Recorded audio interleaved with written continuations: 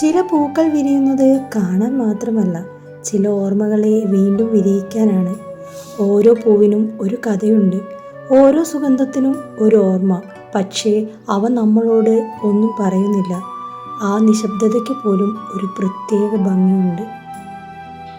ഓരോ നിറവും ഓരോ ഇതളും പ്രകൃതിയുടെ ഏറ്റവും മനോഹരമായ സൃഷ്ടികളിലൊന്നാണ്. ഈ കാഴ്ചകൾ കാണുമ്പോൾ മനസ്സ് അറിയാതെ ഒന്ന് ശാന്തമാകാറില്ലേ? ഒരു ചെറിയ പൂവ് വിരിയാൻ പോലും അതതിൻ്റെ സമയത്തിനായി കാത്തിരിക്കുന്നു.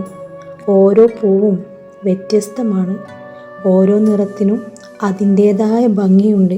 ആരോടും മത്സരിക്കാതെ സ്വന്തം രീതിയിൽ വിരിഞ്ഞു നിൽക്കുമ്പോൾ ജീവിതവും അങ്ങനെ തന്നെ ജീവിക്കണമെന്ന് തോന്നാറുണ്ട്.